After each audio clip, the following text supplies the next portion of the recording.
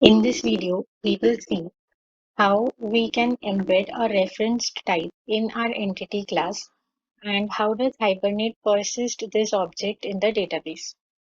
So for that, we have used the same connection that we have already used, a connection with Derby database with RTC21, and the configurations are the same. So we have set the DDL property to create so that the tables will be created, and because we want to view the SQL queries that are being executed on the database, we have set this to true. We have one mapping class which is student. So this student is our entity class. So we'll first see what is student. So this is class student which implements serializable. It is the entity class, that is why we have annotated it with @entity. And it has these three members. One is SID, which is the primary key, that is why we denote it with @ID.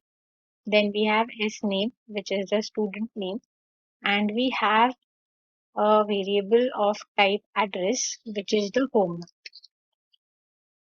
Now, since home is a variable of some user defined class, which is address, which means that we have embedded this home object inside a student object.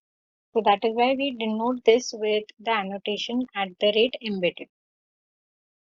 Then we have public getters and setters for student, and we have a toString method. Then in the address class, the address class also implements serializable, and the address class has a string building city and it has int pin. And since this address is a class whose objects are going to be embedded in some other entity class, so that is why we do not denote address as an entity. We annotate it with @embeddable. The address class has public constructors and public getter and setter methods, and it also has a toString method.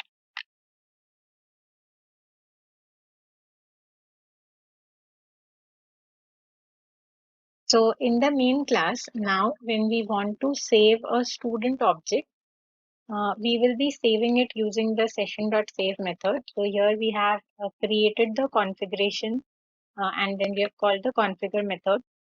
Also here you will notice that we have not passed the configuration file path, because the configuration file exists in the default package. So as you can see here, the hibernate.cfg.xml is in the default package.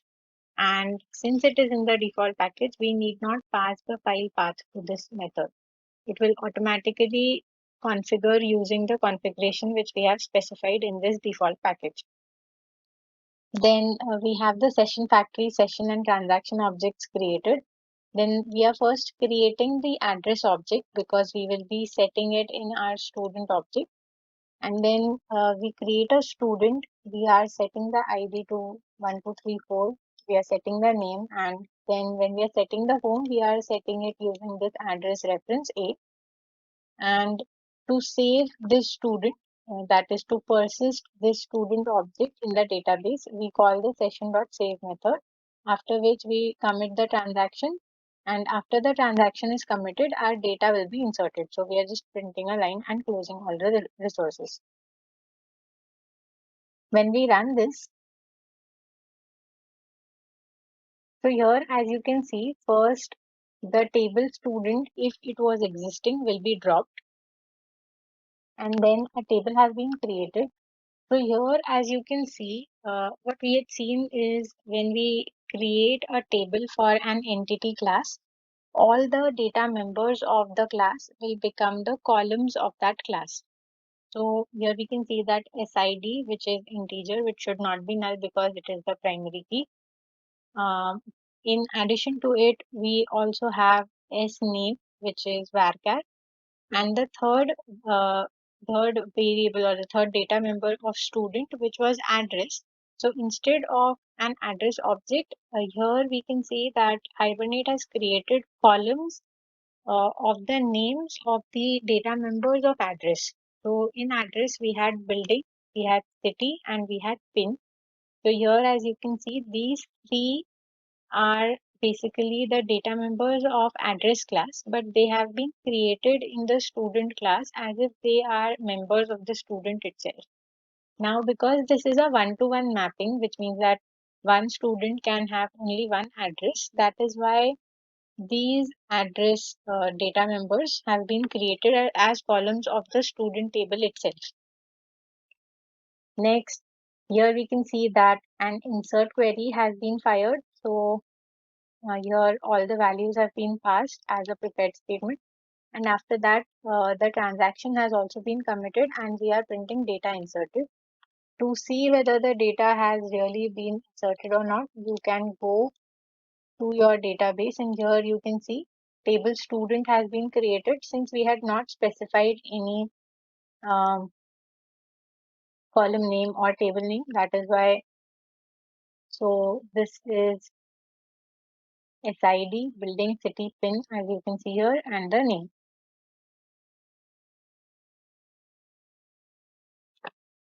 So next we will see that how we can embed a collection of reference type, which means like in this case, a student has only one address. That is why we have used embedded and we have created this address home.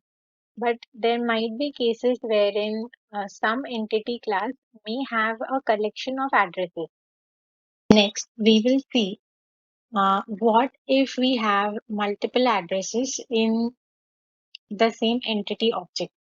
So, like for example, here we have public class employee which implements serializable, and this employee class is our entity which has uh, addresses. So, address which is an embeddable class. So, this has an address, but it has multiple addresses which are stored in an array list. So, here as you can see, we have a list of addresses that we have stored. And to denote this, we use the @embedded annotation because it is using an embeddable class. And also since this ADDR, the reference ADDR is actually a collection. So we also have to denote it with @element collection. Your ID is the primary key and we also have string name, which is the name of employee. In addition to these three members, we also have a static variable here, which is count. Now, you will see in the output that since this variable count is a static variable, it is a transient variable, which means that it will not be persisted in the database when we are storing an employee. So basically, we are just using this count to keep a track of how many employee objects have been created. So whenever the constructor is being called, any constructor of employee, it is going to increment this count by one so that we just know how many employee objects are existing. In the main method, we have obtained the configuration session, factory session, and transaction objects. And then we first create two address objects, which we will be adding to the array list of addresses of the employees. And then we create an employee object. And so when we create this employee object, the count has increased. So now the count is 1. And we then set the name, and to set the addresses, what we do here is we set the address using the add method of array list. So we first get the array list using get addr method, and then we add these two elements to the array list, a and a1. We will also add the id. So let's say id is 1. Then when we call the session.save method, we will be passing in an object of employee. So we pass in E. And since address is an embeddable object which is embedded in the employee, it will automatically be persisted in the database. Make a change in the configuration file. So here the mapping class is now employee.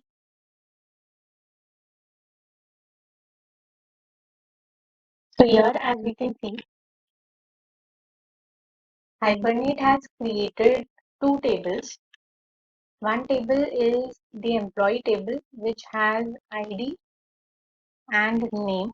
So this is ID of employee and name of employee, where ID is the primary key.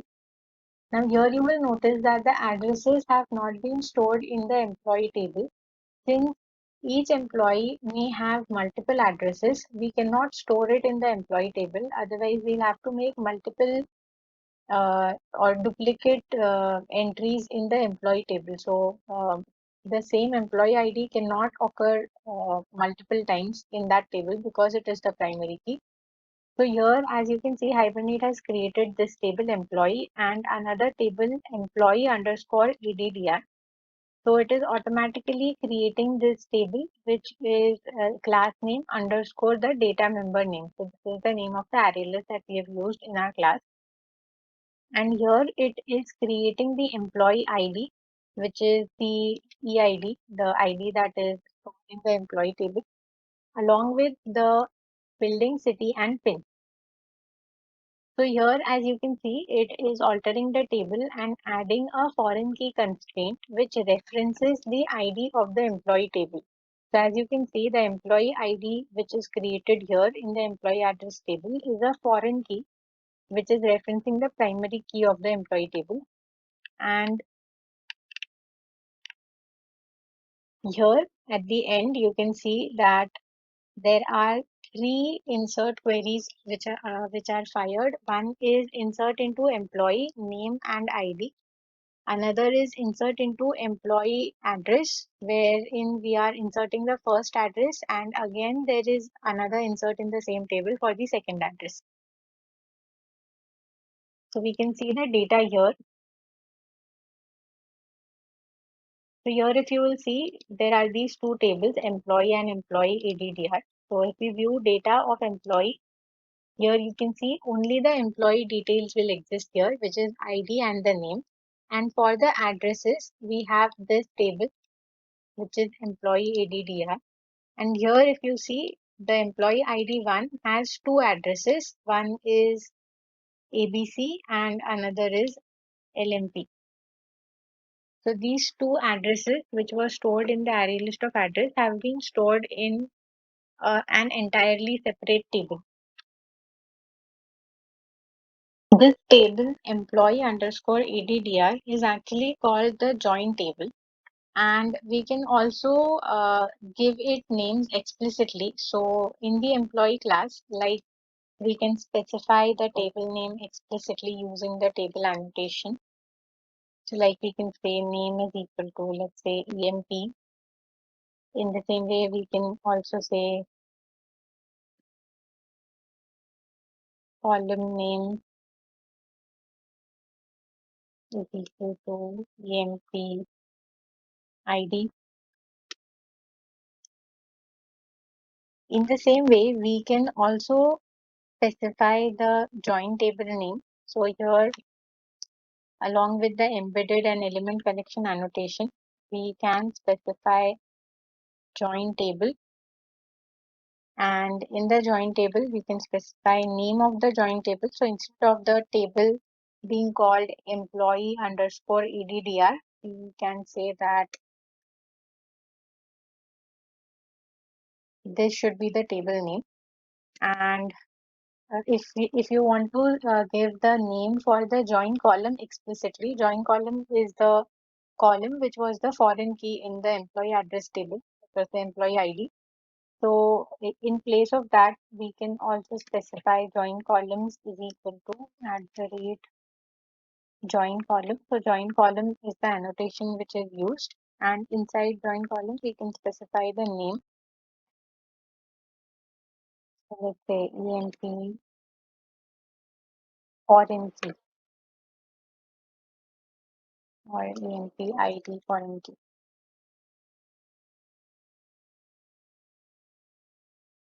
So we can also do this. So when we run this code,